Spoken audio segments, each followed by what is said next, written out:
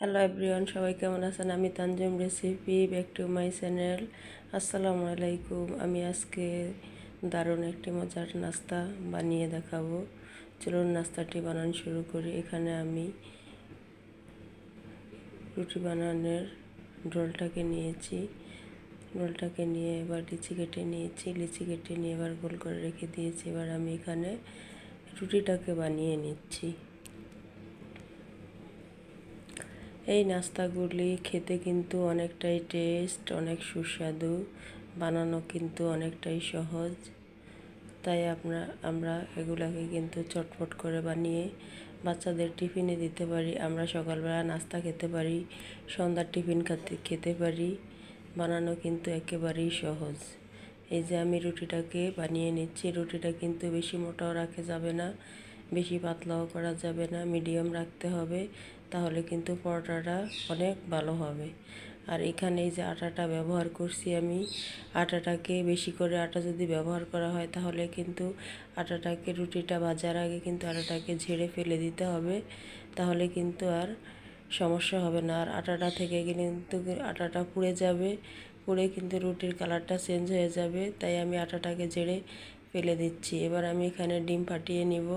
ডিমটাকে কিন্তু প্রথমত আগে ধুয়ে নিছি। আমরা কিন্তু সবসময় ডিমটাকে ধুয়ে নেওয়ার চেষ্টা করব, এতে কিন্তু জীবাণুটা চলে যাবে। এখানে আমি 3টি ডিমকে ভেঙে নিচ্ছি। এবার 3টি ডিমকে ফাটিয়ে নিব।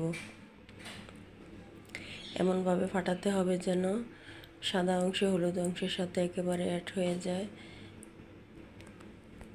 এইভাবে কিন্তু ফাটাতে হবে। এবার আমি এখানে অ্যাড করে দিব ম্যাগি মশলা। 3টি ডিমের সাথে 2টি ম্যাগি মশলার প্যাকেট অ্যাড করে দিচ্ছি। দেওয়ার পর কিন্তু এগুলাকে আবার ভালো করে ফাটাতে হবে। এমনভাবে ফাটাতে হবে যেন ম্যাগি মশলা ডিমের সাথে একেবারে অ্যাড হয়ে যায়, একেবারে অ্যাড হয়ে যায়, একটুও যেন দানা না থাকে। এই যে দেখুন, আমি এমনভাবে ফাটিয়ে নিয়েছি, একেবারে মশলা ডিমে একবারে অ্যাড হয়ে গিয়েছে। এইভাবে কিন্তু ফাটিয়ে নিতে হবে। এরপরে কিন্তু আমি চলে আসলাম রান্নাঘরে। রান্নাঘরে এসে একটি ফ্রাই প্যান বসিয়ে ফ্রাই প্যানে একটি রুটি দিয়ে দিয়েছি। এবার রুটির মধ্যে কিন্তু আমি একটি চামচের সাহায্যে ডিমটাকে দিয়ে দিব। ডিমটাকে দিয়ে ভালো করে ম্যাশ করে দিয়ে একটু জায়গা যেন খালি না থাকে, ভালো করে ডিমটাকে দিয়ে দিব। দেওয়ার পরে একটু পরিমাণ মতো সয়াবিন তেল দিয়ে দিব। দিয়ে কিন্তু রুটিটাকে উল্টিয়ে দিচ্ছি। রুটিটাকে এমন করে ভাজতে হবে যেন রুটিটা একেবারে লাল হয়ে যায়, তাহলে কিন্তু খেতে অনেকটাই টেস্ট হবে। এবার অপর পিঠেও আমি কিন্তু ডিমটাকে এইভাবে লাগিয়ে নিচ্ছি। লাগিয়ে নেওয়ার পরে এই পিঠটাও কিন্তু আমি ভালো করে ওপিট করে দিব। এই যে আমি ঘুরিয়ে রুটিটাকে ওপিট করে দিচ্ছি। রুটিটাকে কিন্তু একটু ভালো করে ভাজতে হবে, তাহলে কিন্তু খেতে অনেকটাই টেস্ট হবে, যেন একটু কাঁচা কাঁচা না থাকে। আমার রান্নাটি যদি আপনাদের একটুও ভালো লেগে থাকে তাহলে একটি লাইক দিতে ভুলবেন না।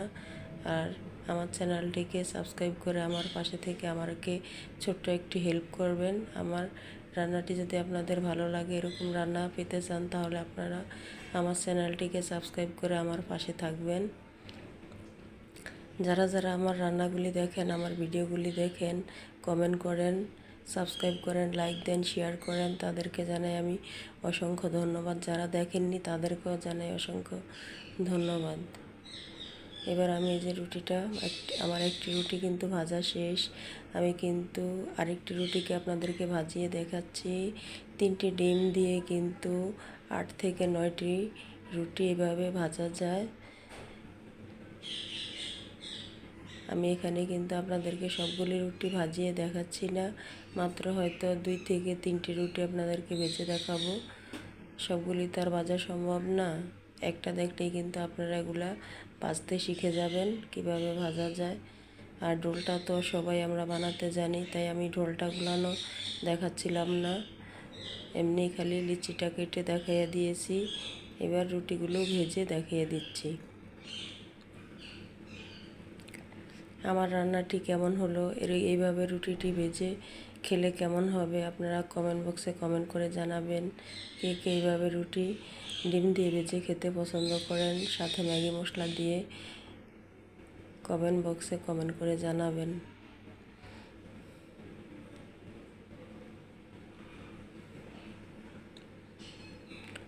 সবাই ভালো থাকবেন, সুস্থ থাকবেন। আল্লাহ হাফেজ।